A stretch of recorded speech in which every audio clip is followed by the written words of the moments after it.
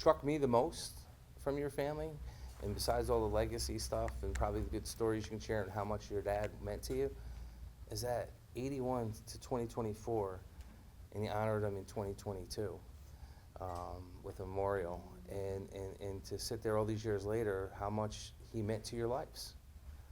And to this day, how much you sit back, and that's what legacies are about.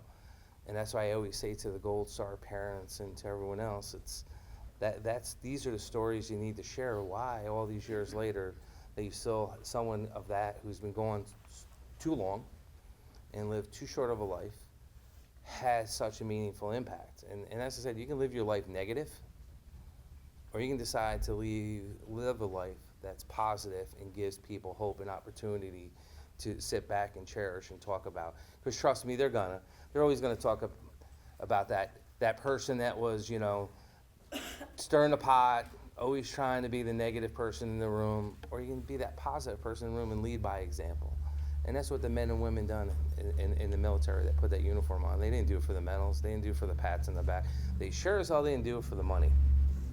Though we did get a good raise this year, I think 4.5%, Colonel, something like that. I think the E4s and below got. So I do want to say it's an honor to stand here, and there's so much more I'd like to say about your dad and your whole family, and your mom. It shows looking at sitting here, and I can just picture all young kids thinking about the times with your father and your mother and what they meant and what it meant to this community. But it's an honor to see someone's extraordinary life and the impact that it has on, and how it continues just not into all of you, the siblings, into your grandkids, and into their kids. And again, that's why I say to anyone, he might have passed way too young, but look at the impact that he's left and continues to leave, and the legacy and the stories you continue to share, and the foundations you share with the next the generations below you that installed from your dad. So thank you for giving me an insight into your father's life. My name is Monica Elahi, here on behalf of Congressman Paul Tonko in his office, who couldn't have the pleasure of joining today due to being in Washington, D.C., due to a session of Congress, but certainly proud to be here. I want to first of all start by thanking the Congressman co-host in today's event, County Executive McCoy. Thank you for continuing this tradition, and thank you to Congressman McNulty for sowing the seeds of this ceremony, not only in Albany County, but in all of the capital region. So thank you for not only starting this program, but continuing to see it, that we make sure we do a good job every month coming out and seeing it. But what a pleasure today to honor the McLaughlin family. As the county executive had very eloquently mentioned, the life and service of Mr. McLaughlin. I'm not going to repeat that, but certainly want to take a page out of that book of leadership. And while I was talking to now Dr. McLaughlin, she said that service comes in many different forms, and the way that her father's service came was the more silent type. Some of those from the McLaughlin family have chosen a more public route of service, but his service apparently came through a more silent type, helping somebody without saying that they helped them. Serving his country when perhaps the country wasn't so kind and accepting of everybody.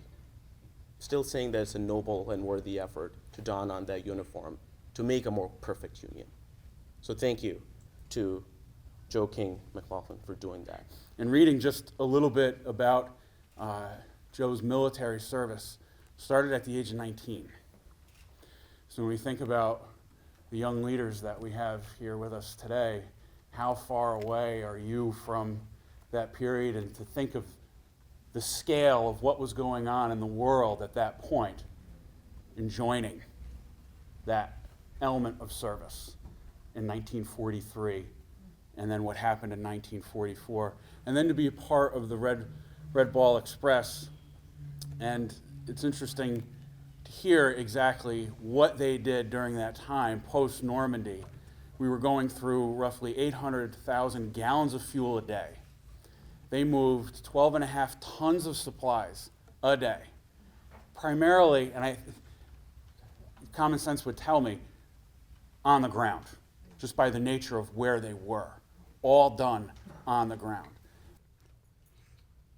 Proverbs 16:9. In the heart of a man plans his course, but the Lord determines his steps. It is an honor and a privilege to stand before you today. I thank my family for allowing me to say a few words on behalf of my father, Joe King McLaughlin. What I know about my father's childhood is only what he told me. What I know about my father's life, he showed me. I never heard my father talk about the war. My father and I were in the store one evening. I asked him a question about the war. He gave me a look that even today it sends chills in my body. He never answered. He turned, he walked away. I never repeated the question, and I would never repeat it to any veteran in here. I don't know what they talked about. However, some would return and some would not. It seemed to be the most humbled moments in his life. It somehow rejuvenated him. It somehow restored him. On behalf of the family, I want to thank each and every one of you